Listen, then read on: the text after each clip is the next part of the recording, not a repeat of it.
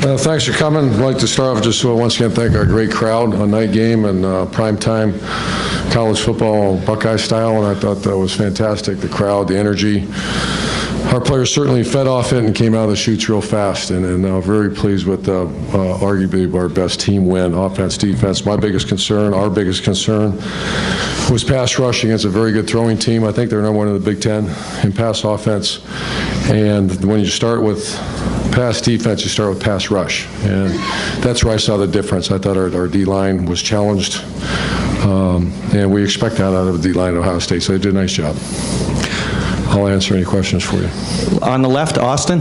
Urban, you talked earlier in the week about how you just needed to be the best team on Saturday night. Is there any part of you at all that was thinking that you needed something like this to impress nationally? I think it helps. You know, that was not certainly our mindset. Our mindset is to find a way to win this game against a very talented team, a team we had a lot of respect for, a team that had some momentum going into this game.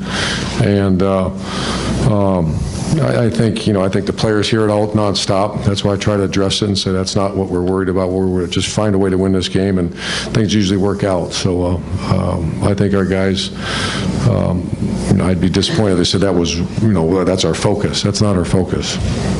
Far right over here, Clay. Yeah, Coach, but it's bound to wake up some pollsters. This is the most points Penn State has allowed since 1889. What kind of statement do you think it makes? This is a team that beat Michigan 2 weeks ago. Yeah, I think I like where we're at right now. I like where we're at. As a team, we all needed to see some pass rush, some pass defense, some guys step up, and they certainly did. I mean, that was the most impressive part of the game to me, was when you cause turnovers and you hit the quarterback a little bit. We haven't been doing that, and that was a sign that they took coaching, and some young talented players that haven't played a lot of football are starting to come in under a little bit. Especially Noah Spence sticks out as a guy that was all over the place. Far left, Bill. Urban, the Pitt Brown interception, how huge was that? Yeah, that was a game changer. When Christian Bryant goes down, that's a lot of production, a lot of leadership, and Pitt is a guy that has been around here a long time and really deserving of getting having some success because he works awful hard at his job.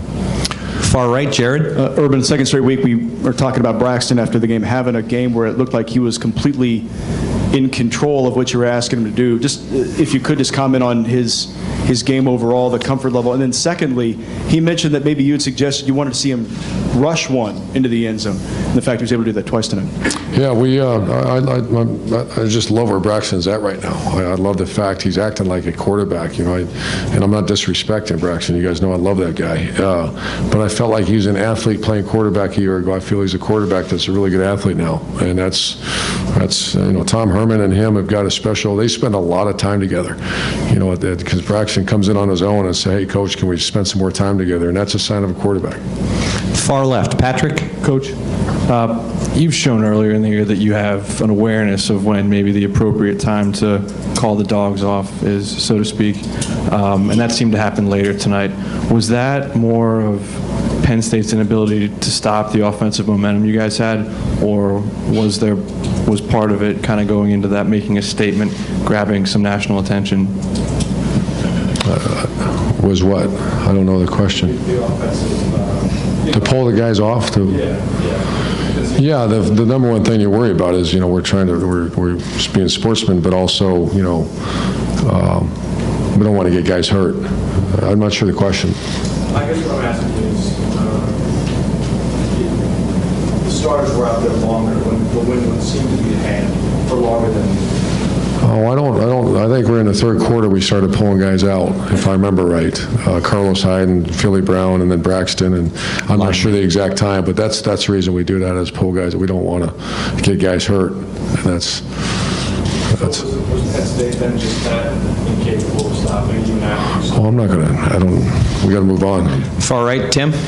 Urban, just talk about Carlos Hyde the last 3 games. He's had 147 yards or more, 3 straight games, and I think he scored 7 touchdowns, but also the offensive line.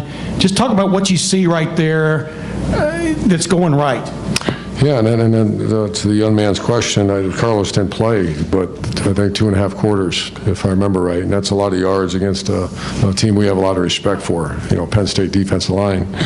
And yeah, he had looks like he had 147 yards. Once again, that was 2.5 quarters. So but What do you see in him? You know, I mean, I'm seeing an offensive line that's, I think, one of the best in the country. You know, and I'm willing to say that. You know, I've not seen a lot of teams play, but I've been around football for a long time, and I take my offensive line anywhere. Those guys are playing very well. Last question over here, far left, Doug. Urban, after the way Braxton played in the first half, to finish it off with that throw to Philly like that, what does it take for a quarterback to, make a throw like that in that situation? Well, it's confidence with I think it was the Philly, if I remember right before the half. It's a confidence level, first of all, protection, but to step up and let that thing go, he has a lot of confidence, and he does. That's Philly Brown and him, and really Devin Smith and Evan Spencer and Chris Fields. You can tell those guys, because you can't do that in the summer. You're not allowed to be around them, so those guys had to work on it, or they wouldn't be like this right now. Because a year ago, that wasn't like that at all. With where Braxton is, did you know he would get to this point at some time, or did you ever question it? I didn't know, but I mean, I had, just been around a lot of good quarterbacks in the last 12 years, and I saw signs of a guy that's getting to be a very good understanding about our offense and where people are, and a guy that's work ethic is off the charts right now. Thanks, guys. Thank you.